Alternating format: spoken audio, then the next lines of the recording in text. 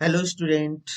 मैं आप लोगों के लिए लेकर के आया हूँ आज सीयूटी का कुछ सिलेबस जो कि इस बार से बीबीएम के यू में लागू कर दिया गया है कि जितने भी 12th पास आउट होंगे छात्र या छात्राएं जिसको कि ग्रेजुएशन में एडमिशन चाहिए, यूजी में एडमिशन चाहिए, उनके लिए सीयूटी का एग्जाम आवश्यक कर दिया गया है।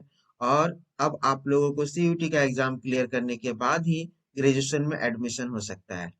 इसलिए मैं यहाँ पर आप लोगों के लिए लाया हूँ अकाउंटेंसी का सिलेबस। तो आइए हम लोग देखते हैं। और स्वागत है आपका हमारे इस यूट्यूब चैनल पर जिसका नाम है ज्ञान शिखर एकेडमी। मैं आप लोगों के लिए इस पर इसी तरह से कुछ जानकारी और आप लोगों के लिए जो इम्पोर्टेंट है वो लेकर आता रहता हूँ। तो आइए देखते हैं हम लोग अकाउंटेंसी या बुक कीपिंग का सिलेबस जो कि आप लोगों के लिए इम्पोर्टेंट है कि आपको सीयूटी का एग्जाम देने के लिए क्या पढ़ना है। आप इसी सिलेबस के अनुसार तैयारी करें और एग्जाम दें। तो आइए देखते हैं हमारा जो सिलेबस है उसमें आपसे क्या क्या पूछा जाएगा। तो जैसे सबसे पहले यहाँ पर accounting for not for profit organisation and partnership form, यानी कि ये जो क्लास 12 का जो फर्स्ट चैप्टर था उससे रिलेटेड है। और उस चैप्टर को आप लोग को पढ़ना है और उसमें क्या क्या पढ़ना है और क्या क्या समझ के रखना है जिससे आपका क्वेश्चन पूछा जाएगा। तो वो है not for profit organisation, meaning and examples. उसके बाद है receipt and payment account, meaning and concept of fund based on non fund based on accounting. Preparation of income and expenditure account and balance sheet from receipt and payment account with additional information. Additional information मतलब कि जैसे हम लोग adjustment, जैसे outstanding expenses, prepaid expenses, ये सब दिया हुआ रहता है, उस सभी के बारे में भी पढ़ना है। इसके बाद अगला है accounting for partnership, name of partnership firm, partnership deed, final account of partnership, fixed versus fluctuating capital, यानी कि कैपिटल जो दो तरह का होता है, फिक्स्ड कैपिटल और fluctuating capital, division of profit among partners, profit and loss appropriation account. इसके बाद है हमारा जो सिलेबस में दिया गया है यूनिट 3 में रिकॉन्स्टिट्यूशन ऑफ पार्टनरशिप। इसके अंतर्गत आपको पढ़ना है change in profit sharing ratio among the existing partner, sacrificing ratio and gaining ratio, accounting for revaluation of assets and liabilities and distribution of reserve and accumulated profit. इसके बाद है goodwill, nature, factor affecting and methods of valuation, average profit, super profit, multiplier and capitalisation method. इसके बाद है admission of partner, effect of admission of a partner, change in profit sharing ratio, the accounting treatment for goodwill, revaluation of assets and liabilities, reserve, accumulated profit and adjustment of capital. इसके बाद है retirement, death of a partner, change in profit sharing ratio, accounting treatment of goodwill, revaluation of assets and liabilities, adjustment of accumulated profit, reserve. तो ये था reconstitution of partnership. ये सारे topic को आप लोग को पढ़ना है। इसके बाद है हमारा डिसोल्यूशन ऑफ पार्टनरशिप फर्म जो कि क्लास 12th में है, meaning settlement of accounts, preparation of realisation account and related accounts, excluding piecemeal distribution, sale to company and insolvency of a partner. यानी कि आपको ये नहीं पढ़ना है।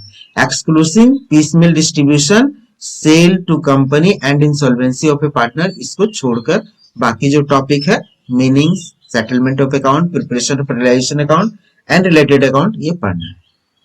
इसके बाद है company accounts and financial statement analysis. इसके अंतर्गत आपको पढ़ना है accounting for share and debenture capital, share capital, meaning, nature and types, accounting for share capital, issue and allotment of equity and preference share, over subscription and under subscription, issue at par premium and discount.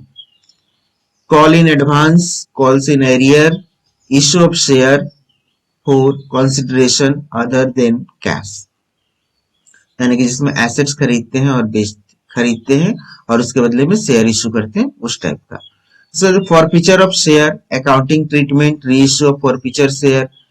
उसके बाद है presentation of share and debenture, capital in the company, balance sheet. Issue of debenture at premium and discount, issue of debenture for consideration other than cash, इसको ही पढ़ना है. इसके बाद हमारा अगला जो है redemption of debenture out of proceeds of fresh issue, accumulated profit and sinking fund. इसके बाद है हमारा analysis of financial statement, financial statement of a company, preparation of simple financial statement of a company in the prescribed form with major heading only.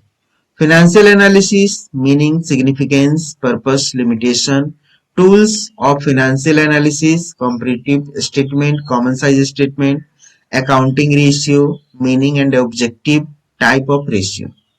इसके बाद ratio chapter से liquidity ratio, solvency ratio, activity ratio, ये तीनों पढ़ना है, जिसमें कि आपका है करंट रेशियो, लिक्विडिटी रेशियो, डेब्ट टू इक्विटी रेशियो. मतलब इस चैप्टर का ना फॉर्मूला आपको याद रखना होगा. इसके बाद है हमारा turnover, fixed assets, turnover, current assets, turnover. उसके बाद है profitability ratio, gross profit, operating ratio, net profit ratio, return of investment, earning per share, dividend per share, profit earning ratio. इसके बाद है हमारा 7वां टॉपिक यानी कि units, statement of changes in financial position, cash flow statement, meaning and objective preparation, adjustment related to depreciation, dividend and tax, sale and purpose purchase of non current assets as per revised standard issued by ICAI. इसके बाद है इसी में computerised accounting system, वो भी पढ़ना है. Overview computerised accounting system, इसमें concept and type of computerised accounting system, features of computerised accounting system, structure of A computerised accounting system.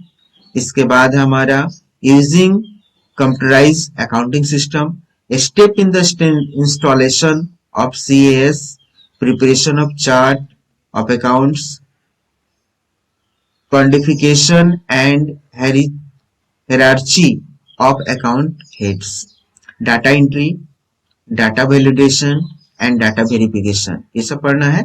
इसके बाद adjusting entries, preparation of financial statement, closing entry and opening entry. इसके बाद security of CAS and security features are generally available in CAS, students are expected. इसके बाद है accounting using database system, यानी कि database system में accounting का कैसे हम लोग यूज करते हैं, यानी कि concept of DBMS, object in DBMS, table, queries, form, reports, creating data table for accounting, using query, forms and report of generating accounting information, application of DBMS in generating accounting information such as shareholder record, sales report, customer profits profiles, suppliers profiles, payroll, employee profit profiles and PT cash register. इसके बाद है हमारा accounting application of electronic spreadsheet, इसमें concept of an electronic spreadsheet, features of electronic spreadsheets, application of electronic spreadsheets in generating accounting information, preparing depreciation, schedule loan payment, schedule payroll, accounting and other such company. तो ये आप लोगों के लिए इतना सारा syllabus में दिया गया है जो कि अकाउंटेंसी से रिलेटेड है. तो आप लोग को इन सभी टॉपिक्स पर तैयारी करनी है, पढ़नी है और उसके अनुसार आपको एग्जाम देना है. तो मैं आप लोगों को इसका तैयारी भी करवाऊंगा, इससे रिलेटेड एमसीक्यू क्वेश्चन भी दूंगा। तो आप हमारे चैनल पर हमेशा बने रहें और हमारे चैनल को सब्सक्राइब, लाइक और शेयर जरूर करें।